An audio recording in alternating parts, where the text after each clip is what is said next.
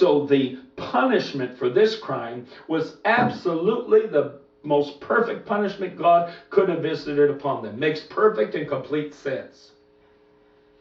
This explains why God would specifically choose to strike these people blind in response to their trying to involve the angels in their perverse exploits.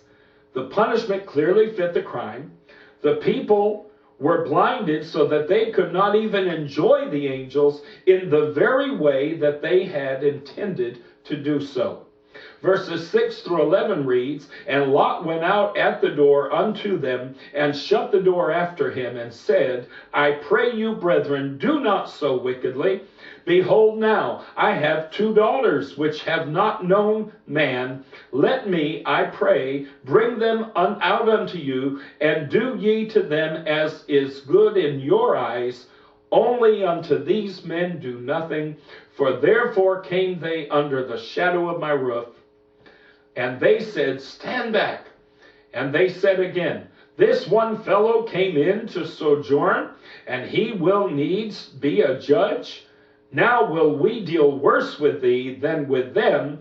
And they pressed sore upon the man, even Lot, and came near to break the door." Now notice the people of Sodom are suddenly saying, we're going to do something worse to you than we had even planned to do to them. Well, what could have been worse? If they were planning on raping and molesting these men, then what in the world could they possibly be threatening Lot with? Is there anything worse than what we're told they had intended for these visitors? But listen, but the men, meaning the angels, put forth their hand and pulled Lot into the house to them and shut to the door. And they smote the men that were at the door, or the people that were at the door of the house, with blindness, both small and great. So that meant there were young people, there were older people, there were wealthy people, there were poor people, so that they wearied themselves to find the door. Excuse me. Had the people of Sodom been homosexual, as is so commonly told us, based on the erroneous translation of the term no in verse 5, it would have seemed foolish for Lot to offer them his daughters. Why in the world, if these were all men, which is what we're told by so many, and if their intention was to engage in sexual intercourse with these men, why in the world would Lot offer his daughters to them? Furthermore, why would Lot lie to them? Uh-oh, did I say that? Yes, I said that. Because Lot said to the men, the people of Sodom, that my daughters have not known a man. And yet we know, in fact, that when the time comes for Lot to leave the city, that the offer is made not only to he and his wife, but also to his daughters and their husbands. In biblical times, a marriage was not counted as consecrated. A marriage was not fully established unless the couple had engaged in the consummation of that marriage, which meant that they had been together sexually.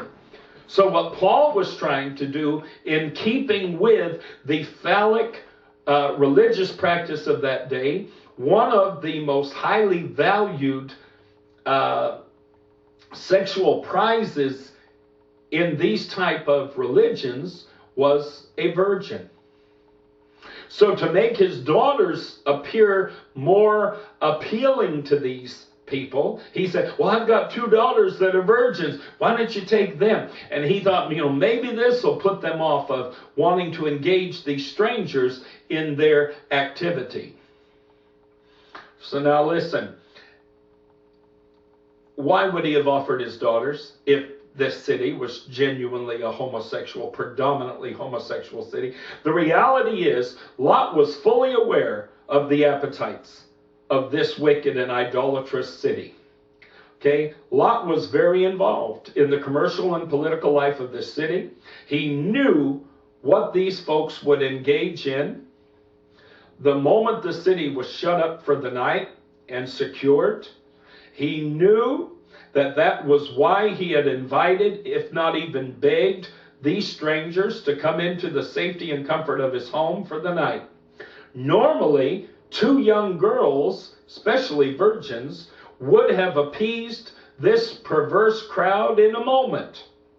But on this particular night, they had their appetites set to enjoy some fresh meat, so to speak, some new blood, some virgin territory. Now, I believe it's important to point out here that the type of sexual orgy that the people of Sodom were engaged in was not by any means new or unheard of. Many false religions and idolatrous peoples had for many centuries conducted themselves in this same lewd fashion, all in the name of their graven images. Again, I repeat, even the children of Israel slid into this same ungodly conduct after Moses had been gone from them for a month on Mount Sinai, speaking with the Lord. And you can read that account in Exodus chapter 32, verses 1 through 14. After having then pulled Lot back into the house from the unruly crowd, now struck blind by the angels decide that perhaps Lot has earned a warning of the destruction that was already scheduled to come to Sodom. He had shown himself different from the others in that city, and his valiant efforts at defending these angelic guests deserved his being warned and spared of the fiery destruction that was to come. That had not been, listen to me now, that had not been their intention upon entering the city of Sodom. Remember, these angels did not seek out Lot. Lot sought them out. They did not come into Sodom to speak with Lot. They came into Sodom to inspect and to see and to report to God what they saw. But Lot, seeing these strangers coming in at such a late hour of the day, many travelers, probably knowing the reputation of Sodom, were wise enough to get out of the city before they shut the gates at night. And here these beautiful, attractive young men come in. They're not carrying any wares. They don't have anything to sell. And they come in at such a late hour that very soon the city is going to be shut up. Very soon the gates are going to close. And when darkness falls and the doors are closed, so to speak, like the old song says, what goes on behind closed doors? Then Lot good and well knew what was going to happen. And he knew that this city was going to engage in its ritual idolatrous orgy. And he went to these men and said, hey, I just noticed that y'all came into our good city, and it's getting awful late, and I'd like to welcome you into my home. Lot went to them. They did not come to him. And it was Lot's conduct throughout this entire experience that earned he and his wife and his daughters a warning so that they could flee the destruction that was to come.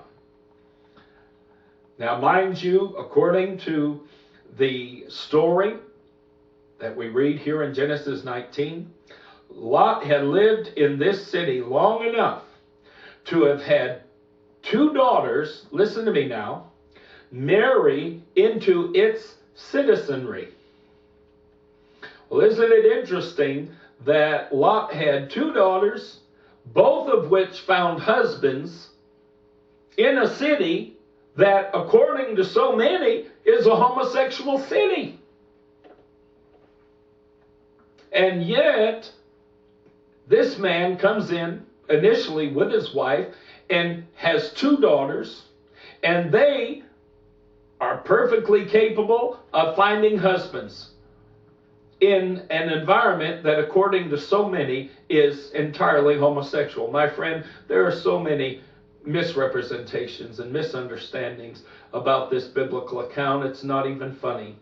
And in our next segment in this study, we're going to discuss what the actual sins of Sodom really were according to the Word of God.